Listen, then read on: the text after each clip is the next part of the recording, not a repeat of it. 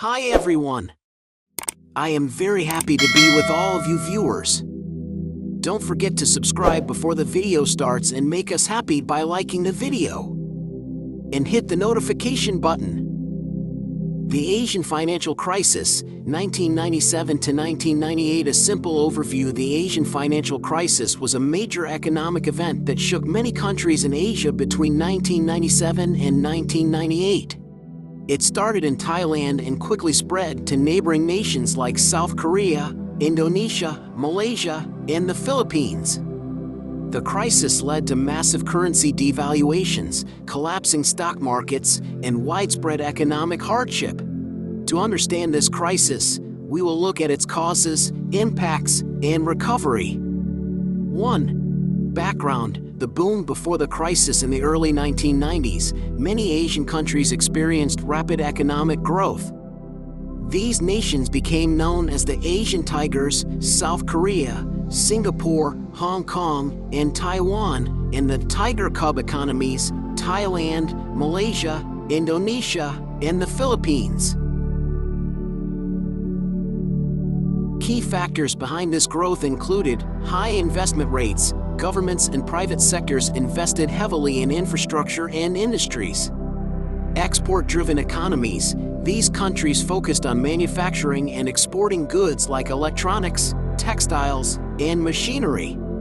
Foreign loans. To fund their growth, they borrowed heavily from international investors. While these strategies brought prosperity, they also created vulnerabilities. Excessive borrowing and reliance on exports made these economies fragile, especially if external conditions changed. 2. Causes of the crisis. Several interconnected factors triggered the Asian financial crisis. 1. Excessive foreign debt. Asian governments and companies borrowed heavily from foreign lenders, often in US dollars. While this was not a problem when their economies were growing, it became a serious issue when their currencies devalued, making it much harder to repay these loans. 2. Overconfidence and risky investments. There was a sense of overconfidence in the region's economic growth. Many companies invested in speculative projects like luxury real estate, which did not generate enough income to cover costs. 3. Fixed exchange rates. Most Asian currencies were pegged to the US dollar. This system worked well when the dollar was stable, but as the dollar became stronger, their exports became too expensive for international buyers, leading to trade deficits. 4. Weak banking systems. Banks in these countries made risky loans without properly assessing borrowers' ability to repay. When businesses began to fail, banks were left with bad loans, further weakening the financial system. 5. Speculative attacks. International investors started to lose confidence in Asian economies. They began selling off Asian currencies and assets, causing currency values to plummet. 3. How the crisis unfolded. The crisis officially began in July 1997 when Thailand ran out of money to defend its currency, the baht. The Thai government had been spending billions of dollars to maintain the value of the baht against the US dollar. But when their reserves were depleted, they had to let the baht float freely. Its value dropped dramatically. This event triggered panic among investors in other Asian countries. They feared that similar collapses might occur elsewhere. Soon, other nations like Indonesia, South Korea, and Malaysia saw their currencies and stock markets crash. For example, Indonesia's currency, the rupiah, lost about 80% of its value in a few months. South Korea faced a massive debt crisis as its companies struggled to repay loans. 4. How the crisis spread. The crisis began in Thailand in July 1997. The Thai baht faced heavy selling pressure from investors. To maintain its value, the Thai government used up its foreign currency reserves, but the pressure was too great. On July 2, 1997, Thailand abandoned its fixed exchange rate, and the baht's value collapsed. This event created panic among international investors. They feared similar problems in other countries and began withdrawing their money from Indonesia, Malaysia, and the Philippines.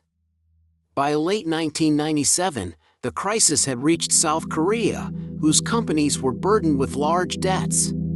The domino effect was fueled by investor panic, weak financial systems, and the interconnected nature of global financial markets. 5. How the crisis spread. The crisis began in Thailand in July 1997. The Thai baht faced heavy selling pressure from investors. To maintain its value, the Thai government used up its foreign currency reserves, but the pressure was too great. On July 2, 1997, Thailand abandoned its fixed exchange rate, and the baht's value collapsed. This event created panic among international investors. They feared similar problems in other countries and began withdrawing their money from Indonesia, Malaysia, and the Philippines. By late 1997, the crisis had reached South Korea, whose companies were burdened with large debts. The domino effect was fueled by investor panic, weak financial systems, and the interconnected nature of global financial markets. 6. The economic and social impacts. The Asian financial crisis caused severe economic and social problems. 1. Currency devaluations. The Thai baht lost more than 50% of its value. The Indonesian rupiah fell by nearly 80%. The South Korean won depreciated by over 50%. 2. Stock market collapses. Stock markets in the region crashed, wiping out billions of dollars in wealth. Many investors and businesses went bankrupt. 3. Economic recession. Most affected countries experienced negative economic growth in 1998. For example, Indonesia's economy contracted by 13.7%, and South Korea's economy shrank by 5.8%. 4. Unemployment and poverty. Millions of people lost their jobs as companies closed. In Indonesia, poverty levels nearly doubled during the crisis. 5.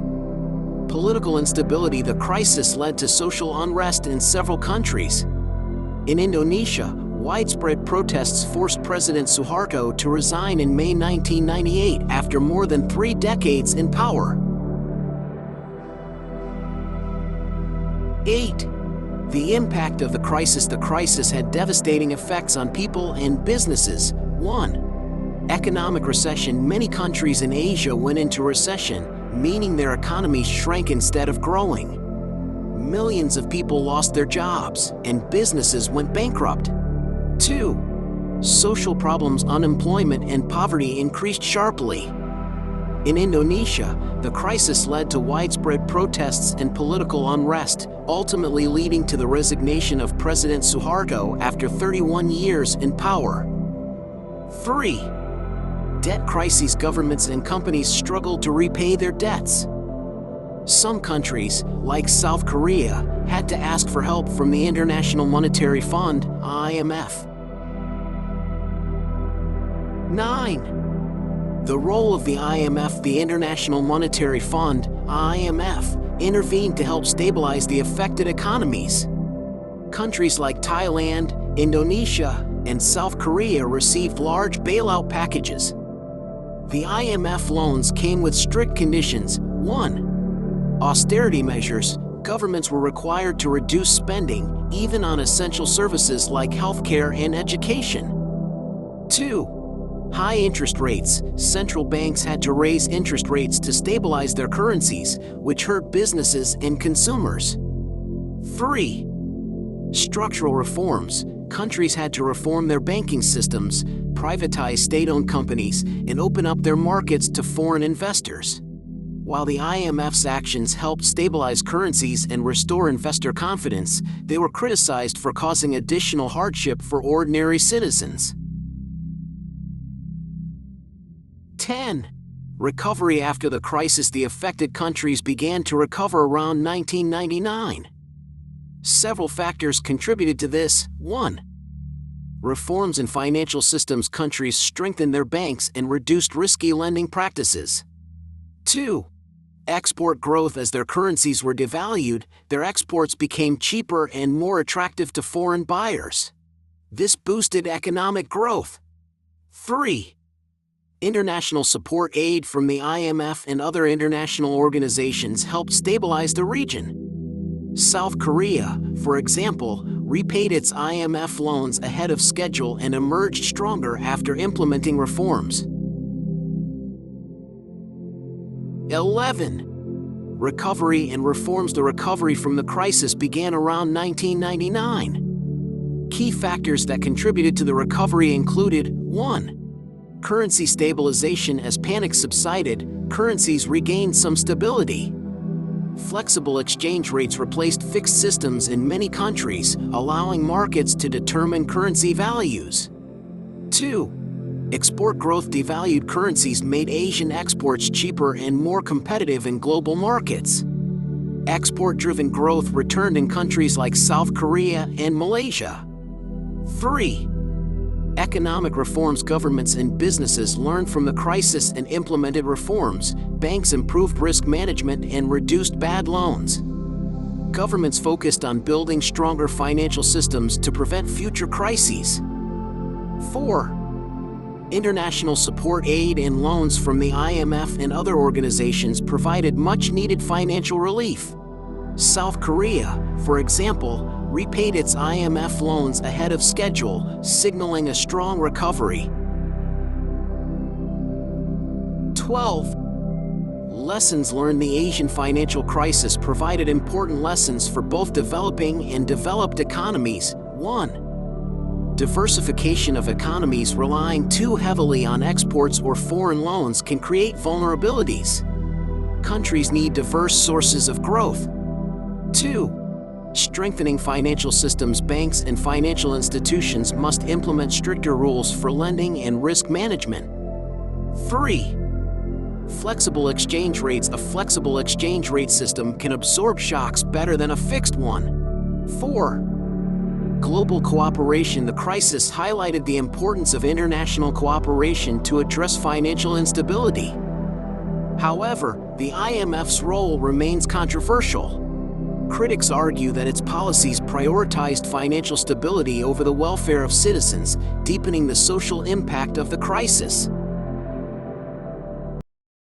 Conclusion. The Asian financial crisis of 1997 to 1998 was a turning point for many countries in the region. While it caused immense economic and social hardship, it also led to reforms that strengthened economies in the long term.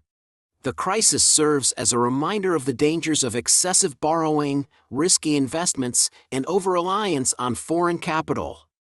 Today, Asia remains an important player in the global economy, and the lessons from this crisis continue to shape economic policies worldwide. Thank you for watching the video. If you like this video, be sure to subscribe and don't forget to like and comment. Bye until the next video.